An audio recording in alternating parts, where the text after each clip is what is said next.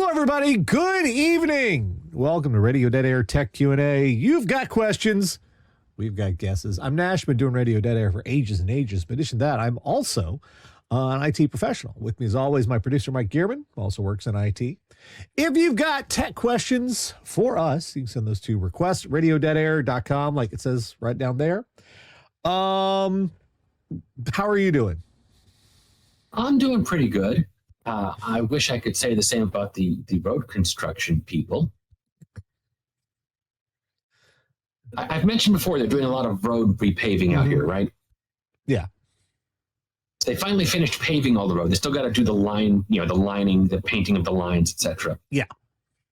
On the way to work yesterday, however, one of the lanes at one of the blocks was closed.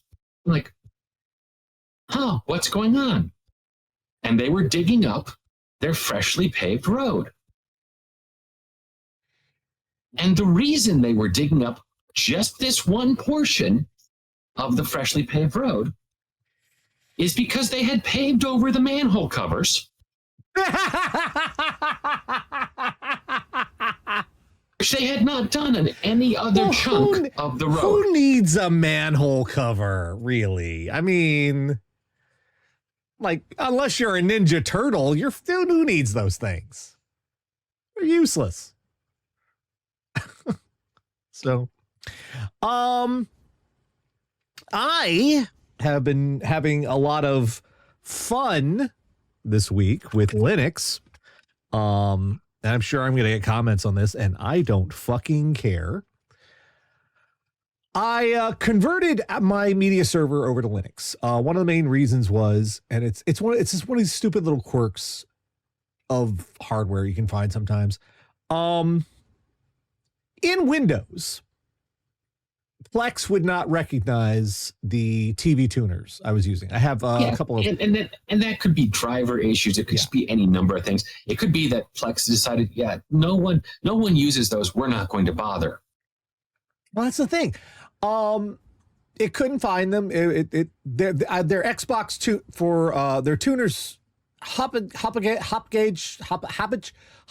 you know those people. Hoppage, the ones who make tuners and stuff. Sure. Capture cards and shit. They made one for the Xbox One, and I had one on both of our Xbox Ones. I decided I wanted to use them with Plex. Wouldn't work with them in Windows. So, but it would work with them. Probably because there's no drivers. Well, it would work with them just fine in Linux. Go figure. Yeah, and I'll say this, it's quite possible because someone rolled their own driver for Linux for it. So it's a little harder in Windows with, trusted computing platform and things. So converting the server was not a big deal because there wasn't much on the Windows install anyway. It was just Plex and a virtual machine running the Home Assistant server, which I could, save as a file and then reopen it without even having to reconfigure anything. Had some issues with it, though. For one thing, for some weird reason, Ubuntu decided they wanted to include Firefox pre-installed as a snap package. Now, snap is not bad in itself. It's their sort of answer to the Windows exe file. With snap, you just double click on it and it installs itself. You don't have to go to sudo apt-get or anything like that. It's made to make it easier for people. The problem is, for some reason, snap doesn't get the same sort of permissions or ability to access the operating system that a full install does. And that was having a problem with my VPN extension. So that was already a problem. I had to figure out how to uninstall and I had to go to the console. I had to go fucking console, had to go to the console, uninstall the snap program, then install sudo apt-get Firefox, install it from that direction. That was the first little issue. The next was when I tried to install the NVIDIA drivers. Now, I have a GTX 1080, which is a little overkill. It's a hand-me-down from my earlier I was using. The reason I'm using the GTX 1080 in there is because it's great for video transcoding. It's got the NVENC encoder, and it's perfect for that. It can do 4K and all that stuff, so great. I threw it in there. I installed the driver, black screen, blinking cursor. Shit. If you hit Control-Alt-F2 in Linux, you will come up to a login prompt and get to a console. I tried to find ways to work around it. I tried to manually uninstall and reinstall the driver. I installed various iterations of the NVIDIA driver, like 4 or 5 different ones. I even I used 3 different distros to see if there was just something weird. Do you know what it turned out to be? I remember that you said it on the other show, and I've already forgot. Secure boot. Secure boot. Because secure boot was turned on in the BIOS. For some reason, that prevented Linux from accessing the NVIDIA drivers perfectly. Once I turned off secure boot, came right up. NVIDIA drivers worked, no problem. Hours wasted on that. It's probably something you don't need because it's a standalone media server, right? Yeah. I mean, it's on your network, but it's not on the internet. No. Well, no, it's on the internet. Okay. But it doesn't really need secure boot. I mean, secure boot's kind of that's kind of overkill for a lot of things, but so then once I dealt with that bullshit, then I tried to I run the server headless, so I needed some sort of remote access software. So first I tried to use XRDP, which is a Linux software that supposedly lets you use Microsoft Remote Desktop Protocol with Linux. When it works, you can just use Remote Desktop Protocol. You can go from Windows machine and remote into a Linux machine. No problem, right? No. And here's the next big problem. You did say when it works. It worked for me once for a few seconds and then stopped. Here's the other little problem with Linux. It's incredibly powerful. It lets you do so many. It lets you do virtually, if you know what you're doing, if you know how to do it, you can do virtually anything in that operating system. Yeah. Assuming the account you're under with has permissions, or you can get those permissions. The problem with that, however, is with total freedom, there is also an infinite number of ways things can fuck up. With Windows troubleshooting is surprisingly relatively easy in comparison because Windows has guardrails everywhere that there are only a certain number of ways something can go wrong. And there is a most common way, and typically you fix that and it fixes the problem. Sometimes there are less common ways. Windows is much easier to troubleshoot than Linux because Linux just has the possibilities on it mean there are possibilities for screw ups. I went through the internet for hours on end attempting to find a way. And the symptom was this. XRDP would open up, you type in your login, accurate information, then it would go to a black screen and immediately shut down. And it disconnect you. There are at least 10, 12 different reasons for that and ways around it. And they are not simple fixes. And I changed the X session file, as blah, blah, blah, blah, blah.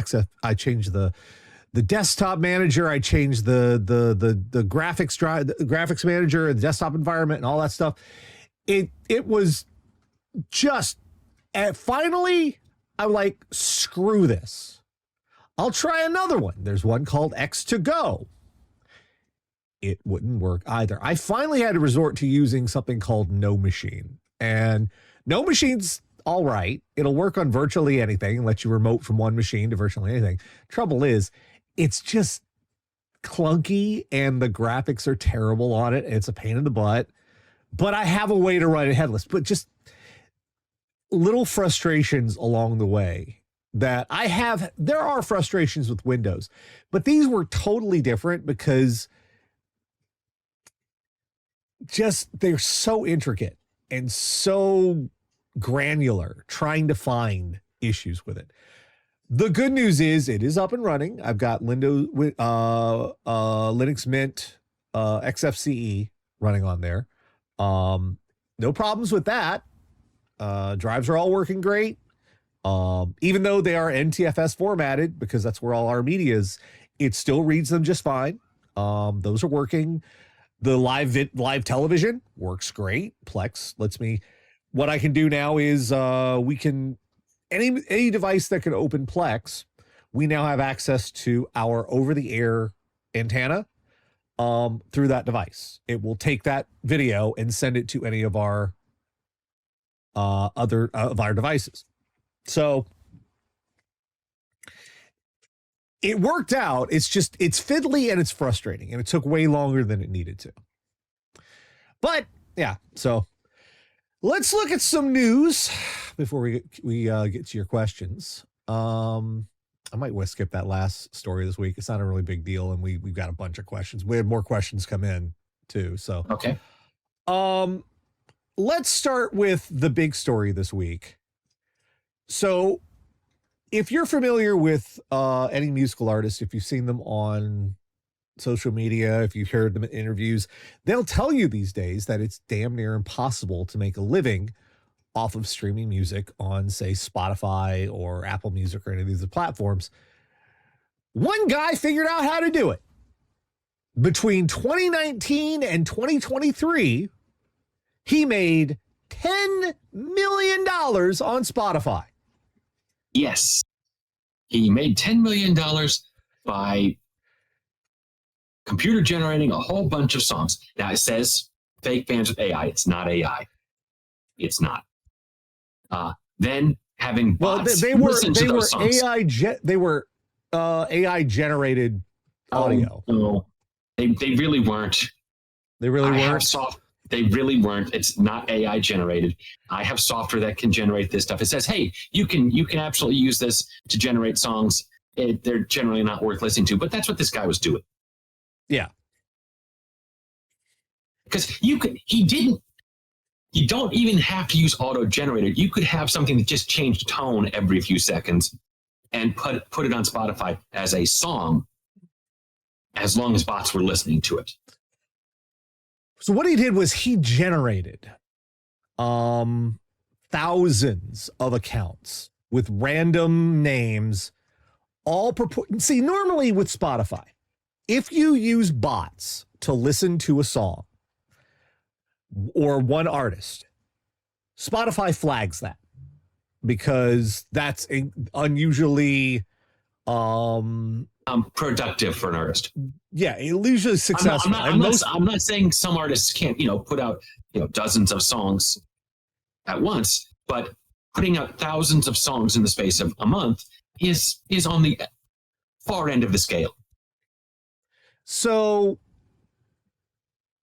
if you have one artist, you yourself, suddenly, if one of your songs actually does take off, randomly goes viral, Spotify might shut you down because they'll suspect you might be a bot and having bots listen to your music. What this guy did to get around it was he did use bots to listen to these songs, but he spread it across thousands and thousands of artists, big air quotes, yes. Like generating names like Zygotes, Zygotic, Calorie Event. Those are the songs. The artists were names like Calorie Event, Calms, Scorching, Calypso, Zord. Yeah, it's by having hundreds of songs each on hundreds of artists and then having thousands of bots, he spread it out so no one song by no specific artist was getting huge numbers of hits. He was staying below the radar. So he's making, say he's got 1,000 songs out there. I'm just going to pick that as a round number. Mm-hmm. And he's earning $10 a month from each song because of how many bots he's got out there doing this. That's $10,000 a month. Now, I'll be honest with you. If I'd have thought of this and had done this, that'd be where I'd stop. I'd be going like $10,000 a month. is plenty of money. I can do anything I want on $10,000 a month, even on taxes. All in all, he made over $10 million in royalties based on this. Let's see. He was arrested Wednesday, faces charges of wire fraud and money laundering conspiracy. If convicted, he faces a maximum of 20 years in prison for each charge. And there are a lot of them. Let's back up though. Yeah. On that, because this is a thread that comes up on Law Blue Sky periodically. It won't be 20 years per charge. It'll be less, and it'll be concurrent. So he might get 20 years, but he's not going to. He's not looking at the whatever the other websites might say. Oh, he's looking at 600 years in prison. He's not. That's not going to happen. 600 years dungeon. But it's no, we should save 600 years dungeon for like Coldplay. It's insane that they didn't notice the money was all going to one individual. He might have spread it out across different bank accounts. Maybe. And also, if he'd set up a couple, 3, 4, 5, whatever companies that is collecting the royalties, that doesn't necessarily look any different from a music company collecting royalties for their hundreds of artists and then doling them back out after they take their cut. So in that sense, it's like, oh, okay, sure. And let's see. Mr. Smith bragged he had reached 4 billion streams and $12 million in royalties since 2018. Now, first, let's take that into account. 4 billion streams in order to reach $12 million. That's already insane. The balance you have to. That's about right. That's 3 cents. That's 0.3 of a cent per stream, which I believe is about Spotify's numbers. That's okay. That is correct. That it's not right. I will grant that distinction. 4 billion streams to get $12 million. And another thing is, how many people on Spotify could that money have actually if a fraction of that money was given to every single person trying to make a living on Spotify, just given to them as a stipend, imagine the difference it could fucking make. But no, this one guy just games the system and grabs all the fucking cash.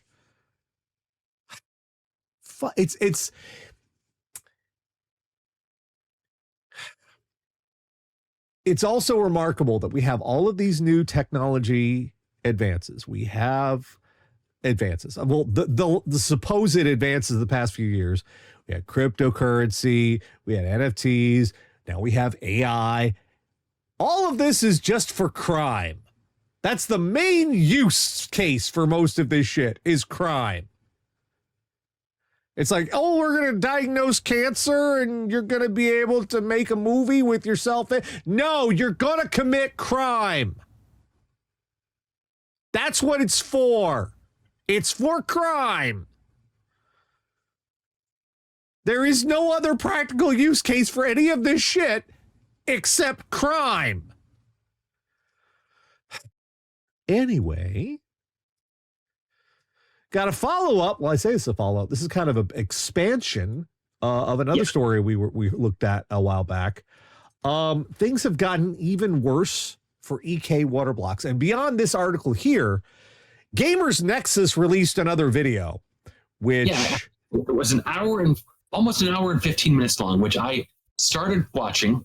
And then I realized it was an hour and 15 minutes long, 15 minutes into it. And it didn't feel like, wow, they're not close to a point here yet.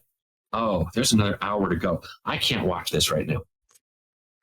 I'll watch it later, but what it comes down to, learn about brevity. what it comes down to is it appears that based on hundreds of documents that Gamers Nexus has poured through, it appears that 4 main executives, including the CEO, what was his name? Edward Goring? Edvard Koenig. Koenig, yes.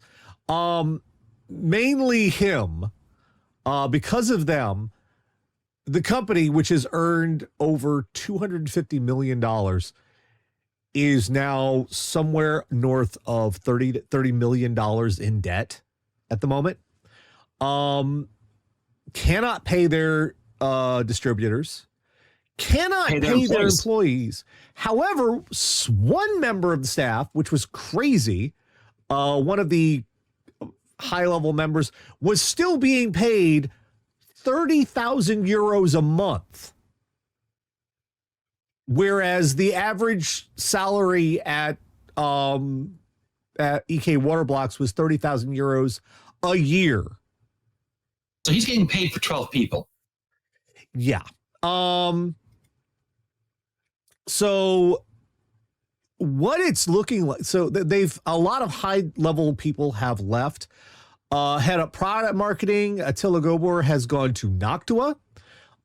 Lead product designer Joe Roby, this is actually kind of exciting, has moved over to Thermal Grizzly. Now, Thermal Grizzly has only just started making things like their own blocks.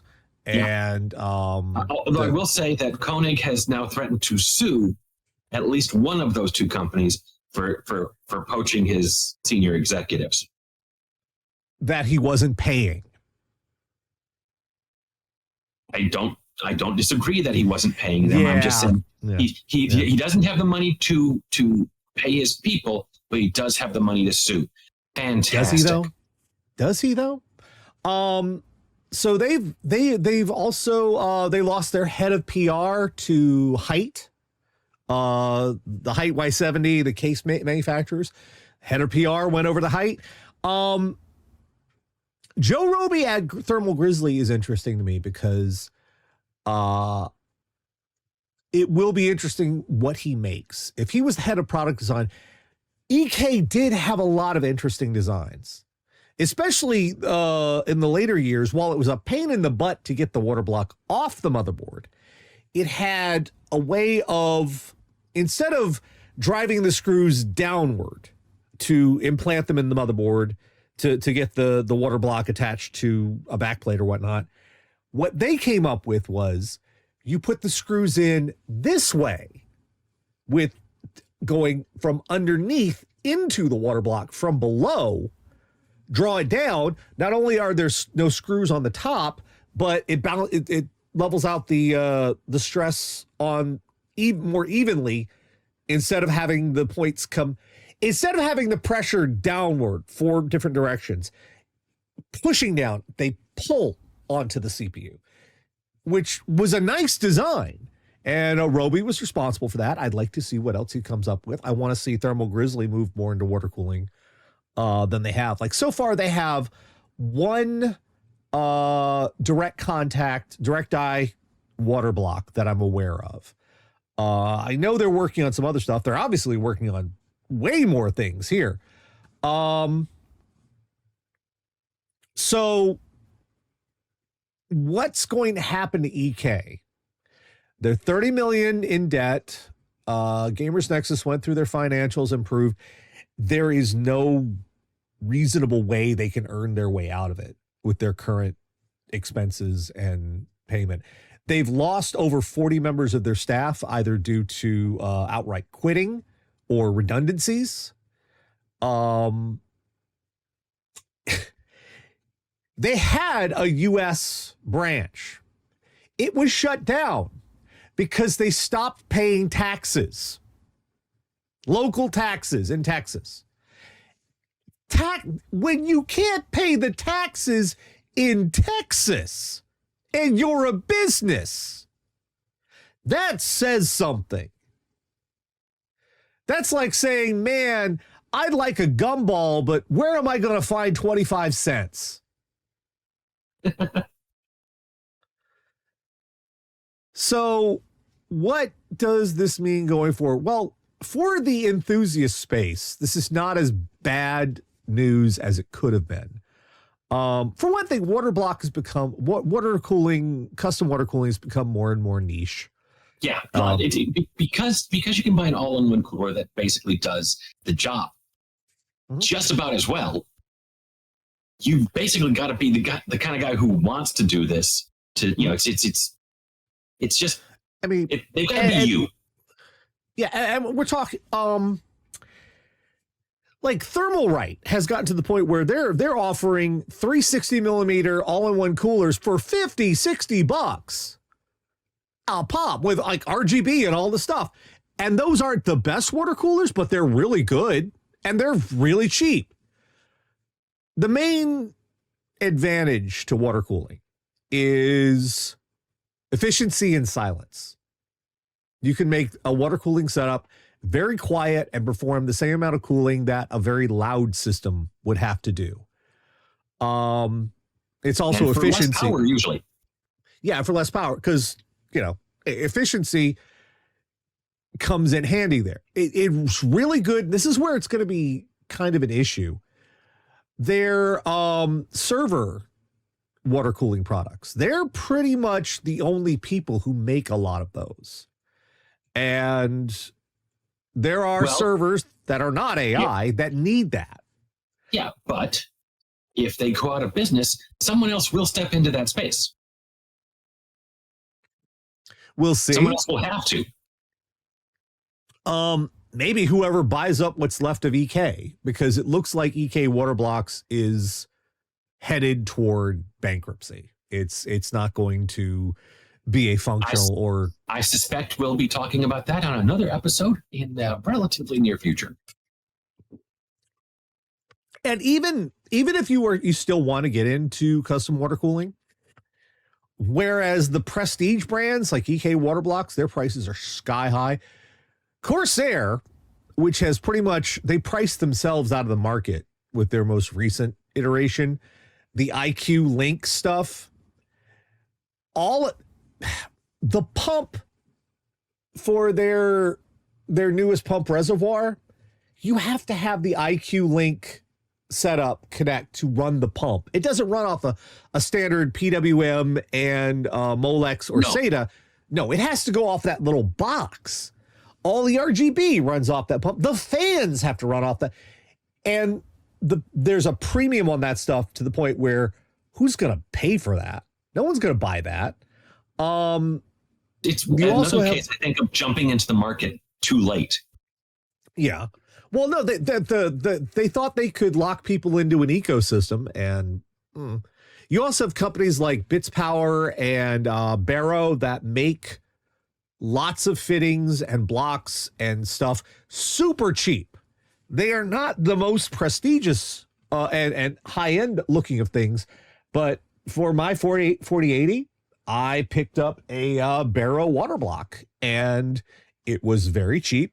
It was around $100, which is for a water block considerably cheap.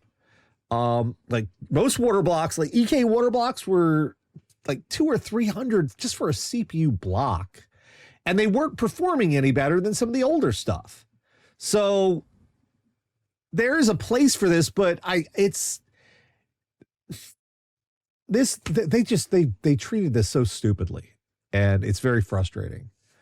And they've been bad to their vendors. They've been bad to their employees. It's just, none of this had to happen. This was all a couple of executives just screwed everything up. I think part of it is they saw the expansion they had during COVID, which was pretty immense, and thought it was going to continue forever, and built out expecting it to happen. And then suddenly when demand dropped by 40-50%, they were like, we're screwed. Yeah. They did not. A lot of electronic companies, other companies, they thought that the COVID, their expansion, people were buying computers for homes, they thought that was going to be forever. So stupid. I mean, COVID's still around, but the circumstances about what people are doing about it have changed. All right. Well, those are the news stories. We got a bunch of questions this week, which is perfectly fine. Love to get them. Let's see here. Where are we starting? We are beginning with Camille, and she's doing a cool thing. Some friends and I want to make a gaming PC for a friend. Currently, we are in possession of a case, a GPU, a power supply. We have a PC parts picker list of what we potentially should get further.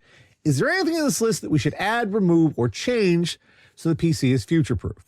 The friend we are making it for doesn't play a lot of intense games, but she does want to play Baldur's Gate 3 eventually.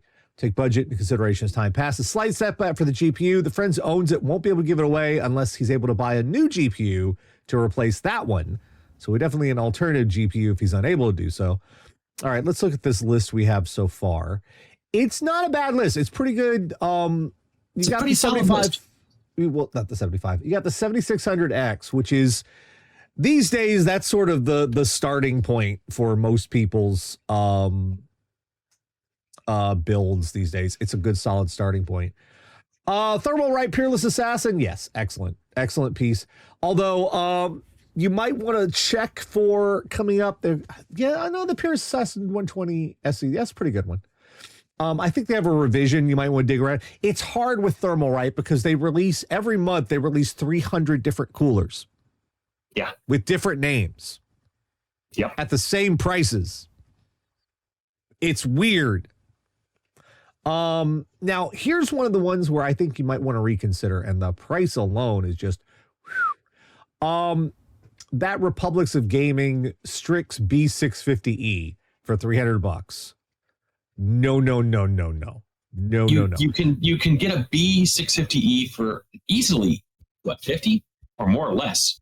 Not 50. More like 150. But okay. Yeah, so here's the thing about Republic of Gamers. Now, it is going to be a solid board. That's no, it isn't. It isn't. Right? It's normally going to be a solid board, but the Republic of Gamers stamp, you pay through the roof for that stamp. So you should. Yeah, well, also Asus has been having problems. They're oh yeah, I forgot about it. I forgot about the Asus issue. Yeah. Yeah, there have been Asus issues with wait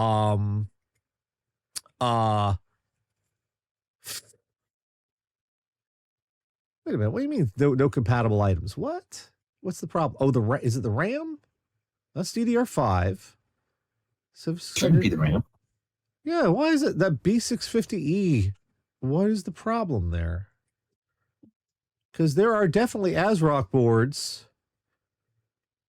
I've seen 200 compatible products on that, so I don't know what you're seeing. Yeah, it's this weird. It's not socket all. But yes, so there's an ASRock 650. I always forget. Is M better than E on these things? M is it's a size wise. It's micro versus mini. That's what it is. Well, hold on. No, it's stupid. It's not letting me select AM5. Even though it's an AM5 motherboard on this parts list. What? Why aren't you why is the let's turn the compatibility filter off. That's the problem. All right. What the hell was that all about? I was seeing it fine. Just so you know. But yes, let's try reload this. Compatibility filter. I want to try it for B650. There it is. Now I get it. All right. Recommended. ASRock has made some really good ones lately, and let's see, the two that should be in the running for a B650E. B650E is kind of a little overkill in my opinion. Because if you're going to go B650E, you might as well go X670E. E stands for extreme or extended. They have PCIe 5.0 for the graphics card, which it's going to be a while before PCIe 5.0 catches up. And let me see what I can find here on okay, the B650. So for $100 less, hang on, let me reload the parts list on another panel here real quick. So for $100 less, yeah, full $100 less, you could get an ASRock X670E. Yeah. To me, that's more future proofing, but because an X670E PG Lightning, that is an excellent board. Let me show you here. That's $200. It's $100 less.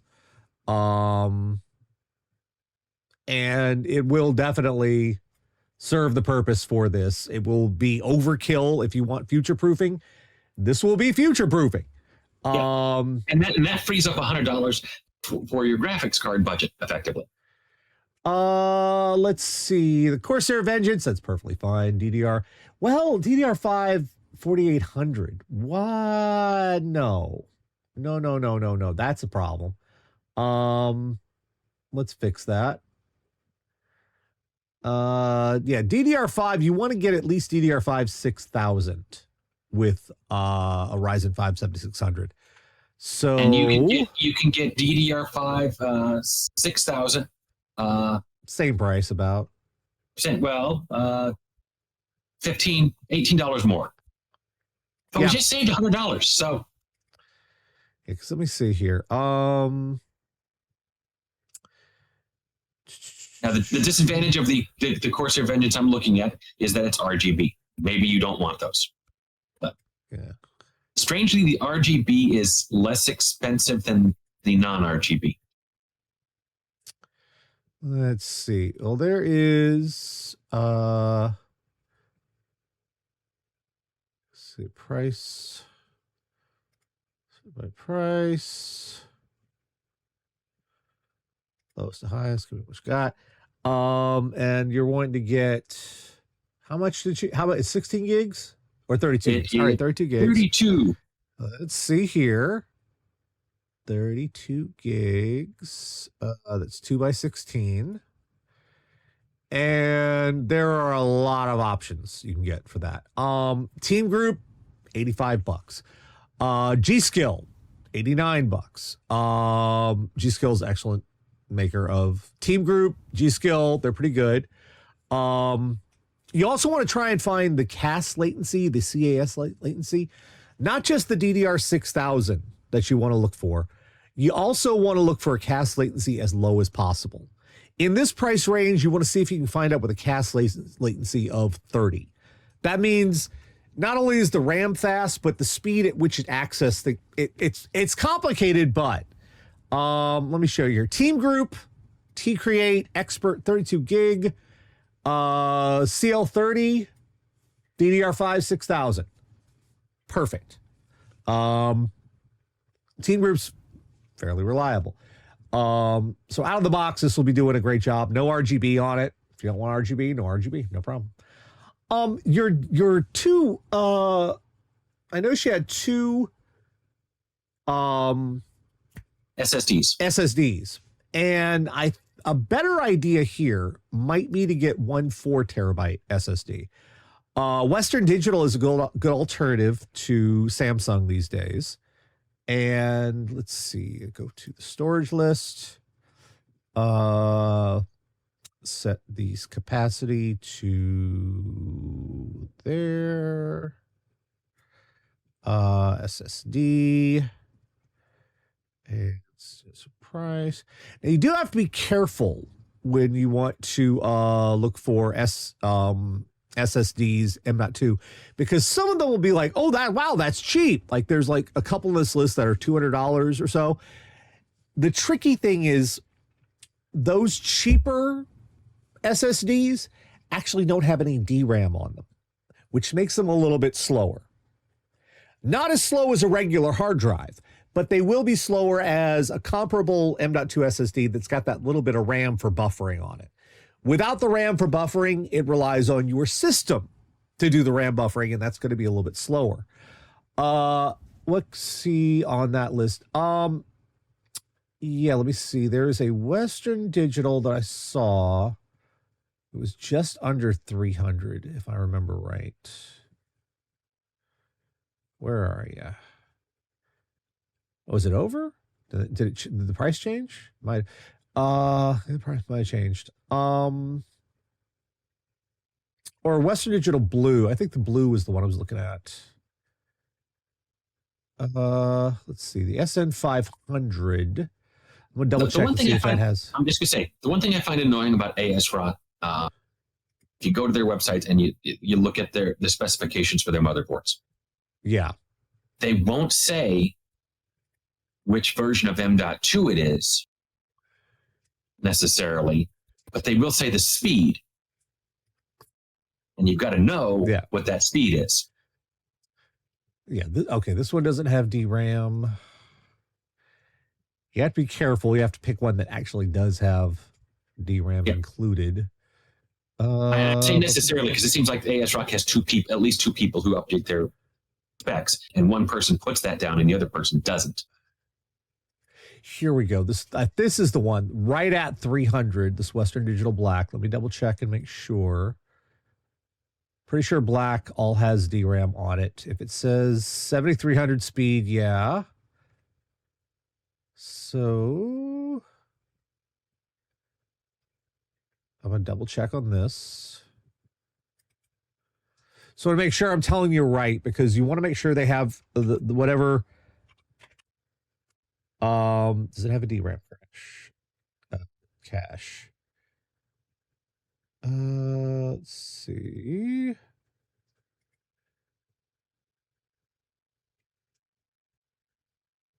Yes, it does. It does, in fact. The 850. All right. So the SN 850X coming in right at $300 for 4 terabytes might be a better idea. I know this is only $200 that you have eyes on here, but this is the one you're looking for. Western Digital Black 850X, 4 terabytes. It's a little more expensive, but it is worth it, and it's one single fast unit. So there's an advantage to that. What else was on the list? A couple of the things stood out to me. Let's see. The power supply. Yeah, it's an EVGA. Now understand, EVGA is defunct as a company. So buying this, you're probably not going to get any support on it. It's a bad call. If you're using this one left over, okay. 600 watt, that's fine for what you have right now, but I wouldn't buy one new. If you're using one old, it should be fine. Just understand warranty and support is out the window because EVGA is gone. They are? Yeah, they not just getting out of the GPU stuff. It's your old EVGA. Yeah, well, that's fine. If you're using old power supply, as long as it's still working and you don't care about warranty, it's fine. The case you have looks fine. Now, as far as a replacement graphics card, for this setup, 6600 XT. Let me see what they have. Okay. By the way, Nash, what I'm reading about EVGA is they went out of the video card business. They said they're going to go on to focus on other products with higher margins, such as power supply units. So they may just becoming a power supply company. I thought they were winding down the power supplies too. Okay, if they are, no one's told Wikipedia yet. You know what he tells Wikipedia? Poor Wikipedia. Okay, let me see what options we have here. For let's see, price lowest to highest. You can get a pretty decent 6600 XT. The ASRock Challenger D OC. Not the biggest and baddest, but pretty decent. It's not super expensive. It's a good starter graphics card right now. Let me put it up on the screen so you can see it. It's a decent starter unit. It's got a lot of of video RAM for a low end card. It's about on the par with that RT. Well, no, it's actually a little below that RTX 3060 you were looking at. They're close. The 6600 XT is probably like a rung or two below. Maybe there's a one rung below. It's still a pretty good card. Now, also, as a reminder, you can always go on eBay. Yeah. And you might be able to have a fantastic deal there. Since you're already using some used parts and you're planning on using a used video card, that's a possibility. Yeah. You can get something. I was looking at what were you originally? Hang on, accidentally closed that window. So you're originally putting down a 3060, 3060, 400. Yeah. 3060. Well, no, they already own the 3060. They already own it. Right, but they might. But the person might not be giving it up. Yeah. And you were semi-budgeting 425. You can get a 3060 used for about half that price. Well, no, they weren't. No, Mike, they weren't going to buy the video card. They had the video card. Someone was going to donate it, but now they're not going to donate it. So they're having to make that up. They weren't having to buy it. So that's not even kind of on the budget. They're having to add that on. So in that case, yeah, this for 250, the RX 66, what was this exactly price on this one? It is 240, 250 with tax. It's a pretty decent starting one for these days. You can always upgrading a graphics card is fairly easy later on. And for a starting point, this is pretty good. You said they're an artist. They're not going to have to worry about. And it'll run Baldur's Gate 3. Oh yeah, it'll run Baldur's Gate 3, no problem. 1080p, no problem. That's it. Yeah, it'll absolutely run it. Run circles around it. I appreciate Baldur's Gate 3 was a really, really, really well optimized game. So yeah, that's probably our best. Camille, that's probably our best recommendations right now. You can always get something bigger. The 6700 XT is pretty good.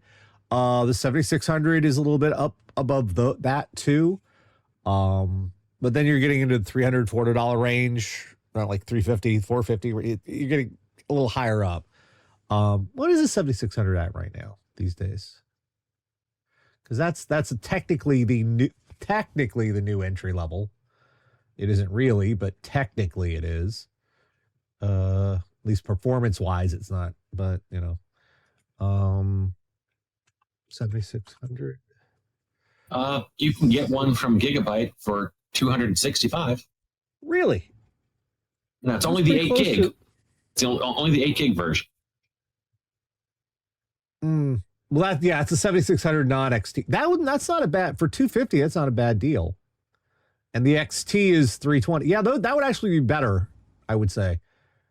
I'm used to defaulting the 6600 for being the bottom, but no, the prices have come down considerably here. Yeah, definitely. Yeah, yeah, I guess a 7600 would be probably a better option than a 6600 XT, I'd say. Close. And you could even go up to the 7600 XT for about $320. So where's the 4060 at these days? It's been a while since I've done. Oh, well, the 4060 is down to $300 as well. So that's gotten really competitive. So they got one about $280. So yeah, between the two, you've got some wiggle room there. So 7600 or 4060, depending on if you absolutely need NVIDIA, like for CUDA applications or whatnot. But you have options there. You've got some decent ones in that range. Okay, next question, because we spent a lot of time on that one. I knew we was going to spend some time on that one.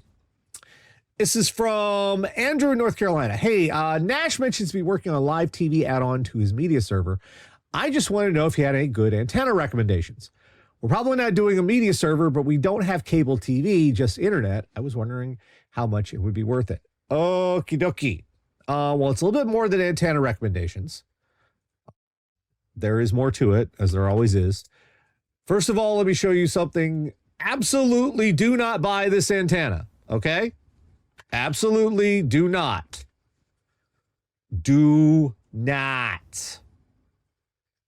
This or any variant thereof you will see of this damn antenna.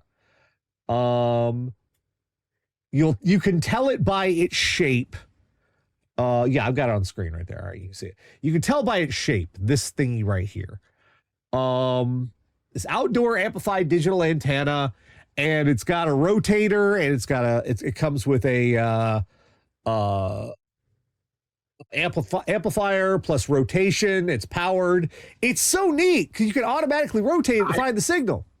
I noticed, Nash, that it says last purchased Yep. January 11th, 2020. Yep. That's why I'm telling you. This thing is made by this company and a whole bunch of other companies. I was in Walmart. Walmart, their ONN brand, they have this one now. It is, without a doubt, a piece of junk. I don't know how you get an antenna wrong, considering it's mostly just metal. But this stupid thing, you need something like no. Do not get this. This is not our wink and nod. Do not get this. No, absolutely don't. No, this is a legit. Do not get this. Yeah, you're seeing. Do not get this. Sincere. You're seeing what I see. The price on this, it was actually a little cheaper when I got it. I'm like, hey, a motorized antenna that'll point. I can point itself, and it's got a whole setup. And why not? That seems like a good deal. Don't get this one. Here's why. Number one, the rotation part of it breaks often. And the other problem is, with the rotation broken, the amplifier and the way it's built, once that motor goes, the amplification to the antenna stops working too. So the antenna becomes much worse suddenly. Once it breaks, I didn't know antennas could break, but the antenna fucking breaks. Don't get this one. Now, that having been said, in this price range, we're talking about $40 and under. It's definitely worth it to get a home antenna. If we're talking about indoors, if that's the most you can do, if you don't have options for outdoor antenna stuff, the leaf antenna, those flat antennas, let me show you, just in case folks don't know what I'm talking about.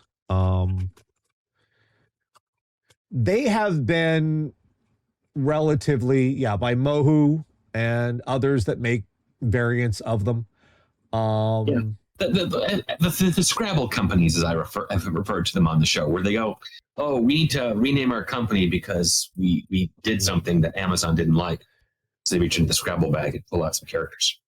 Actually, Mohu has been fairly reputable. They've been around. Okay, they might have been, but I guarantee you there's a dozen others that have the same thing under Scrabble names. Let's see. Yeah, this is the Mohu Leaf. It looks like a flat piece of paper with a wire coming out of it. As far as an indoor antenna, it's probably the best one going. You also want to try to put this up to a window and up as high as you possibly can. So that means indoors, second, third floor, something like that. And another thing when taking into account getting an antenna is you want to go to a website like this. Let's see, antenna map. Come on, let's see. Okay, I'm just trying. You want to try to get the antenna in the direction. This is just an example. This is where I am. Go away. Get off. Go. You want your antenna to be pointed in the direction of the broadcast antennas. You'll notice there are a bunch of different ones listed here. Multiple channels sometimes use the same antenna, and they also tend to cluster in the same area. My antennas are those two to the very far right of my general location. That's where the most channels are. Directional antennas are going to be better than omnidirectional ones. The Leaf is an indoor antenna, so you're kind of stuck with what you got. You want to try and put wherever in your house, figure out which direction the antennas are based on you. And you can also find apps for your phone that will let you point toward where the antennas are. That's the area of your house you want to put the antenna at. If we're talking about outdoor, there are two I recommend. Let's see, RCA antenna. Where is it? This one's fairly cheap. There's a GE one that looks like it's pretty reputable as well. Yeah, there's a G. Yeah, here is. Yeah, RCA outdoor. Also, keep in mind, the only way I guarantee this will work well is if you are within 50 miles of those antennas, those broadcast towers. That makes a big difference. The further away you are, and don't listen to all of these places that say, oh, we can catch channels from up to 200 miles away. Up to. That is the red flag there. Yeah, here we go. This is the one. And this one, it's under 40. So yeah, this is a pretty good one. This is an indoor, this is called an attic antenna. You can put this in your attic depending on what composition of your building material is. Or this is an outdoor, and this comes with the mounting gear to mount it outside. So this is one of the styles you want. It's not very big, and it can do about, I'd say, 40, 50 miles reliably very well. The other one was the RCA outdoor antenna. Let me see. Which one was it? Was it GE? This is not RCA. It was GE outdoor antenna. I've seen this one too. Yeah, here it is. And this one is slightly a different one. This is what's called a Yagi style antenna. This is another, it's a popular design and it does work very well. You need to make sure, get it up as high as you possibly can, and when point it toward those antennas that have the most channels and whatnot that you want to get, point it toward them. That's not to say you won't get the channels from other directions as well too, but so that's what your signal will be best. Yeah, with certain directions.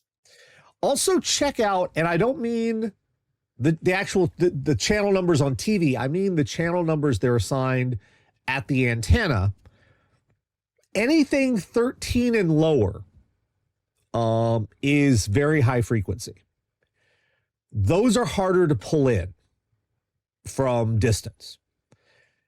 Everything above 14 and above is ultra high frequency, UHF. Those are easier to pull in. So if you have a lot of those lower number channels, 13 and below, again, this is not on the TV guide. This is actually, you go to an antenna website and you look up what channels are in your area. Those numbers are what you go by. Like, for example, one of our channels, one of our local stations is the Fox 24, and that's because they are on channel 24, which is UHF, and all of their sub channels on that same antenna are ultra on UHF. Yes, they've got it all on UHF, right? That's correct. Oh yeah, if you mount it on a building, you don't want it to be a lightning rod, but you should definitely ground it anyway. These need to be grounded, because if they aren't, they will send an electrical surge through the antenna wire to your TV. You don't want that. Get some sort of grounding wire. A bad idea. Yeah, get some sort of grounding wire and grounding wire setup. That's fairly simple to do. Make sure you ground your outdoor antenna. It's not a no, it's bad. So yeah, it's pretty much the direction is going to matter, and don't get that don't get that. Where is it? Where's that damn picture? Where is it? Yeah, do not get this one. You're going to see like tons of variants of this. This is crap. This garbage. Don't buy. Take it from me personally. I also looked up, a lot of other people had this problem. Once that motor goes, it will stop pulling in channels. It will be very frustrating because your range will go way down. It's stupid. Now, let me say this. Let me back up about grounding. Yeah. The outdoor antenna may or may not come with a grounding block, which is what you would connect the ground cable to. If not, those are easily buyable separately. You just buy one. Basically, it's got coax on either side of the grounding block and then a place to connect the grounding cable on the block itself. Yeah. You want some good thick copper wire from there literally into the ground. Like there are grounding spikes that are made of copper, and you drive it in as far as you can.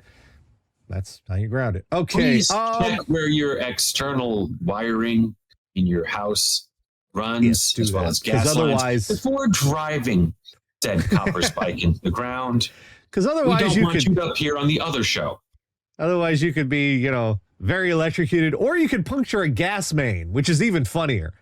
Okay, this is from Marcy T. Hi, Nash and Mike. I'm going through my dad's old things, and there are a lot of his old VHS tapes I want to convert to MP4 and such. You have a good method to recommend and or hardware maybe? I have an old VHS that still works to the best of my ability to judge. It's just getting it hooked up to my laptop and what kind of software I need that I could use some advice on. All right, first of all, with tapes, you have to play them back.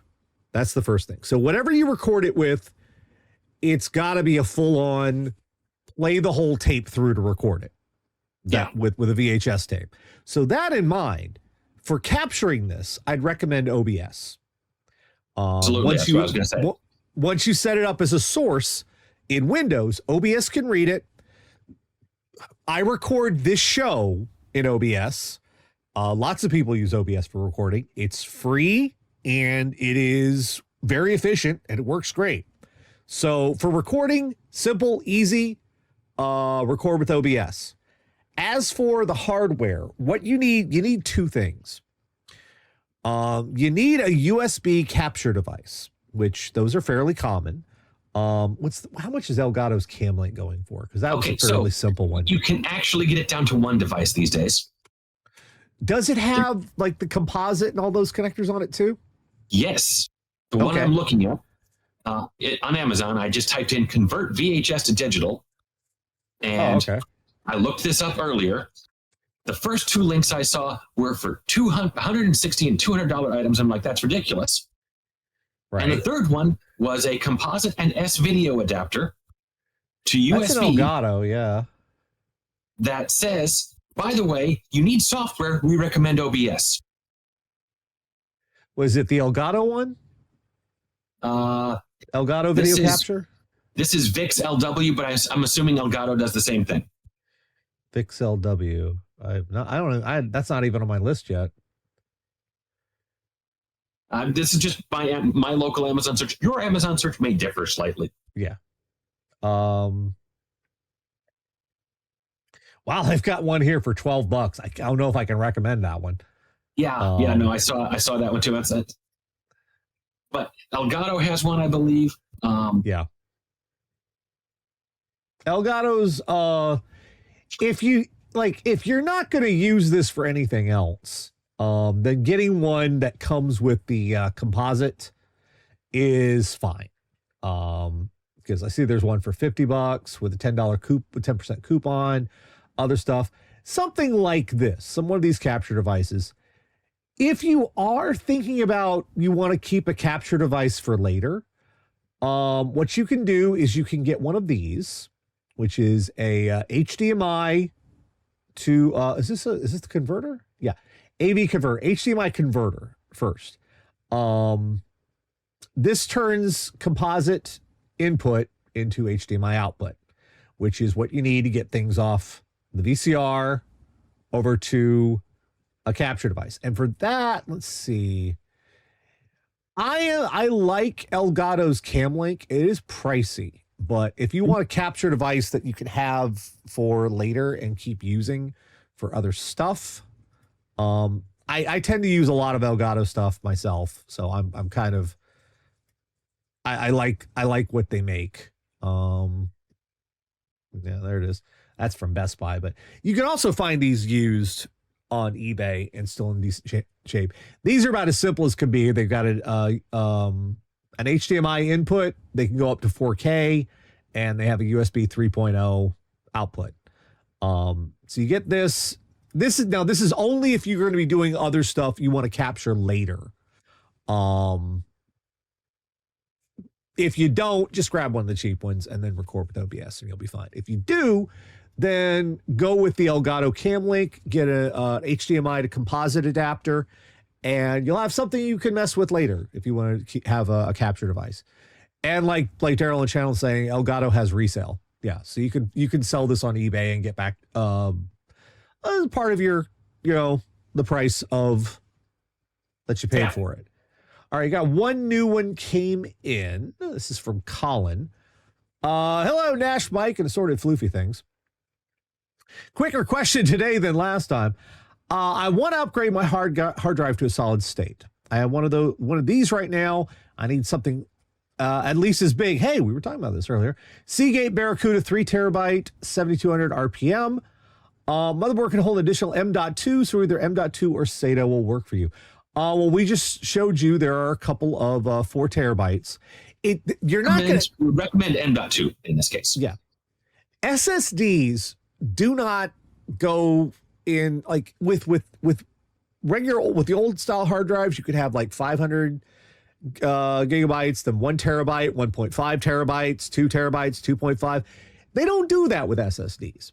SSDs tend to go 256, 500 or 512-ish, 1 terabyte, 2 terabyte, 4 terabyte, 8 terabyte.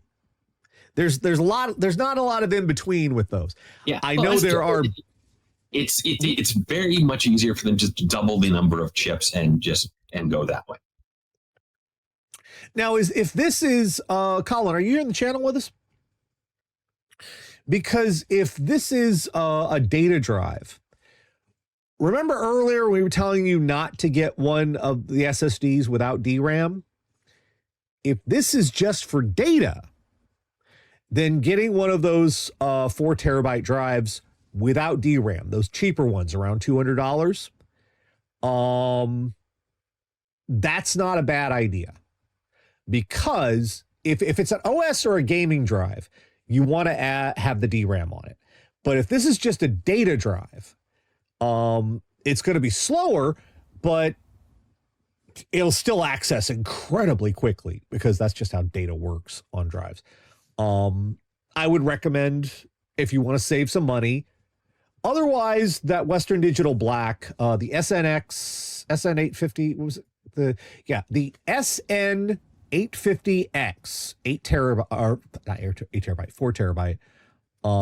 That would be good if you are concerned about the DRAM. That's a good one. Or you could get something cheaper, closer to yeah, this is the one. Here it is. This is just a little over 300. And keep in mind, we're very close to, we're still like a couple months away, but for a major purchase like this, we are coming up on Black Friday. Yeah. So something to remember. And there might be some fantastic deals. There might not be, but yeah. Like this is, I would consider $300 for me a major purchase. So yeah. And this is already $90 off, so it might go down a little bit further for Black Friday. But yeah, this is one that can handle data and OS/gaming. If you just want the data, then something without DRAM, there's the Western Digital Blue. Yeah, this is it.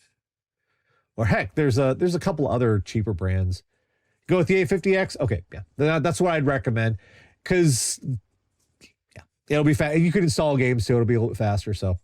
See, me personally, I'm looking at some, like, it's going to be a while before I can afford it, but I'm looking at some of the cheaper ones because I want to get rid of my my hard drive and just have a data drive.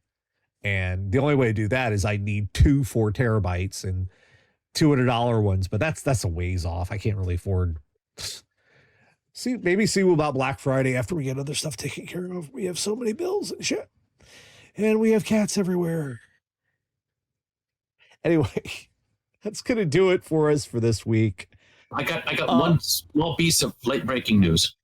What happened?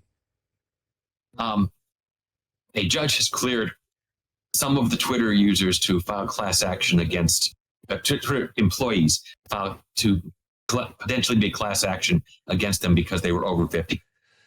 So age-related discrimination against Melon. Great. Perfect. Awesome. Anyway, thank you for being with us tonight. We'll be back next week at 9 p.m. Eastern on Saturday. If you have tech questions, please send those to our here, or if you're watching us on YouTube, please put it in the comments. I check that too. Otherwise, until next time, for Mike and myself, we'll see you. Take care. Have a good week.